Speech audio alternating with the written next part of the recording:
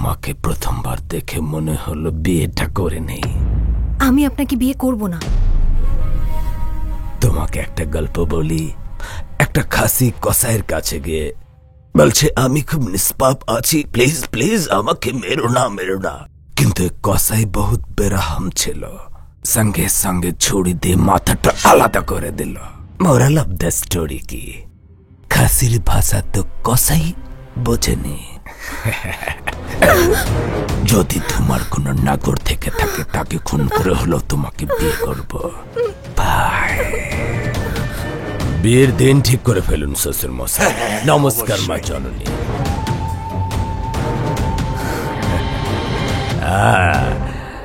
বিয়ের দিন দেখা হবে সালা বাবু। যা হয় হবে, ওকেই বিয়ে করবি। কি বাবা, ওর ভয়ে নিজের মেয়ের জীবন নষ্ট করবে? ভয় করাচ্ছি না, নিজের ইচ্ছায় করাচ্ছি। ইন্দু, তুই এই মুহূর্তে আমেরিকা চলে যা, তোর ঠিকানা কাউকে দিবি না। চুপ, এদিকে দে। বাবা বাবা বাবা কি করছেন? বাবা কি কেউ করছেন? রাজি থাকুক আর না থাকুক, এই বিয়ে হতেই হবে। যদি সত্যি ওই শয়তানের সাথে বিয়ে দেয়, এই ভয়ে আমাকে আমার নিজের বাড়ি থেকে পালিয়ে এখানে এসে লুকাতে হয়েছে, এমডি সাজতে হয়েছে। এমডি সেজেছো সেটা মানলাম, কিন্তু চেয়ারম্যানের আসল মেয়ে কোথায়? এই যে স্মিতাই চেয়ারম্যান স্যারের মেয়ে। আমরা দুজন বেস্ট ফ্রেন্ড।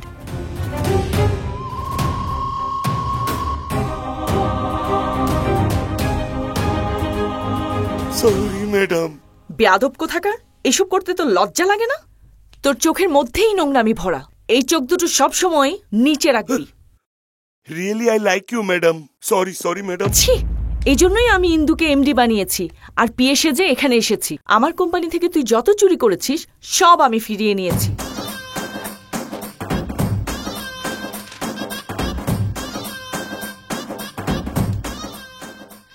ইন্দু এখানে আছে এই ব্যাপারটা রবি যাদব জানে না। তো যারা এসেছিল এরা কারা? ওরা ইন্দুর বাবার পাঠানো লোক। ভেবেছিলাম ওর পাসপোর্ট যতদিন পাওয়া না যায় ততদিন এখানে সেফ থাকবে, কিন্তু উনি জেনে গেছেন। তোমার এত ভালোবাসা দেখেও আমি তোমাকে অ্যাভয়েড করেছি। তোমার ফিলিংস আমি বুঝতাম, কিন্তু বুঝতে দেইনি। তুমি আমাকে বউয়ের অভিনয় করতে বলেছ, আমি রাগ দেখিয়েছি, কারণ আমার জন্য আবার তুমি না বিপদে পড়ে যাও। কিন্তু এখন সত্যি বলতে চাই, I love you Kalyan. I love you সোনা। এটা ফিট কর্ম কই? বিয়ে মানিককে ডাক। কইতে আছি স্যার। আমি মেয়ে লোকের জন্য আর পলিটিশিয়ানদের জন্য কতটা কাজে সেটা সবাই জানে। আমার মতো অভিজ্ঞ লোকের সাথে রাখলে উন্নতির শিখরে পৌঁছাবেন, এটাতে কোনো সন্দেহ নাই। তবে আমার মতো চারা গাছকে বড় বানাইতে রবি যাদবের ফ্যামিলির অনেক বড় অবদান স্যার। এখন আপনি শর্টকাটে ফল খাইতে চান, এটা তো ঠিক না। আপনাকে ডাবল স্যালারি দেব, ডুপ্লেক্স ফ্ল্যাটও দেব। অফার দিয়ে লাভ নাই স্যার, আমার কাছে আমার সততাই বড়। অনেক বছর ধরে এই ঘরে আমি নিজের মনে কইরে থাকি স্যার, বুঝছেন না? লাগলে আরো 1 লাখ বাড়িয়ে দেব। আপনি মনে হয় আমার কথা বুঝেন নাই। আরে যতই অফার দেন এই সম্পর্ক আমি ভাঙতে পারুম না, মানে পারুম না।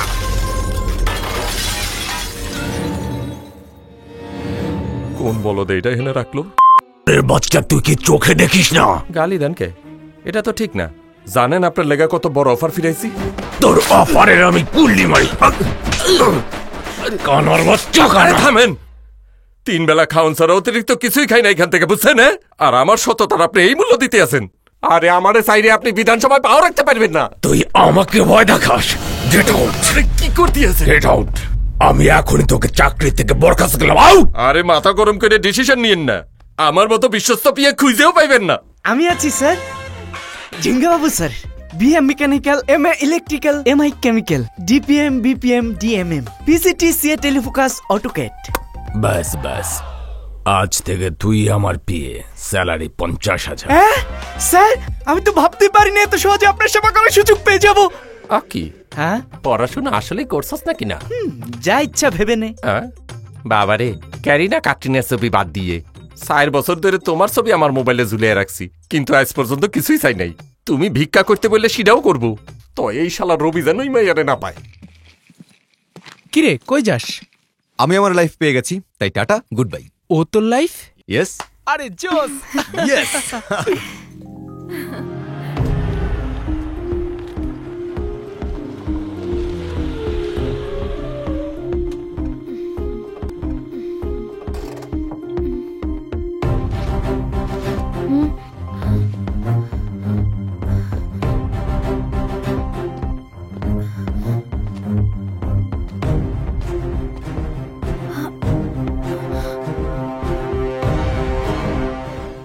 সরি ইন্দু, আমি জেনে বুঝেই তোমাকে এখানে এনেছি।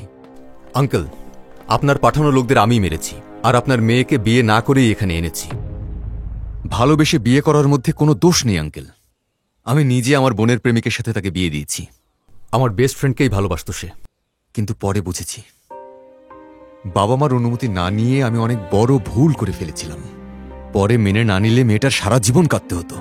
সেদিন বাবা মার অনুমতি না নিয়ে আমার বোনটাকে বিয়ে দিয়েছিলাম, কিন্তু একটুও ভাবিনি যে বাবা মার মনের অবস্থাটা কি হয়েছিল। আজ একই ভুল আমার জীবনে দ্বিতীয়বার করতে চাই না। আপনার আশীর্বাদ নিয়েই আমি আপনার মেয়েকে বিয়ে করব। তোমাকে পছন্দ হয়েছে, মানুষ হিসেবে ভালো তুমি, কিন্তু আমার পজিশনও লাগবে। এই পুরো এলাকায় আমাদের বড় জমিদারি আছে, নাম আছে, যশ আছে, কিন্তু রাষ্ট্রীয় পদ নেই। এমএলএ হয়ে বিধানসভায় পা রাখার স্বপ্ন ছিল আমার বাবা।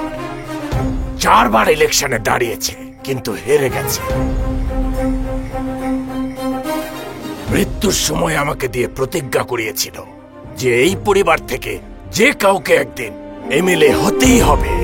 এই জন্য আমিও মাঠে নেমে পড়ি, এমনকি আমার ছেলেকেও দাঁড় করাই, কিন্তু হেরে যায়। পুরো সম্পত্তি শেষ হয়ে গেছে, এখন ধার নেয়া বাকি। এমনকি আমার নিজের পরিবারের লোক পর্যন্ত ভুল বুঝেছে, তাতেও কষ্ট নেই। বাবাকে দেয়া প্রতিজ্ঞা রক্ষা করার আগেই যদি মরে যাই, এটা নিয়েই যত চিন্তা ছিল। একদিন রবি যাদব ইন্দুকে বিয়ে করার জন্য নিজে থেকেই আমাকে প্রস্তাব দিল। আমি এমএলএ হতে না পারলেও এমএলএর শ্বশুর তো হতে পারবো।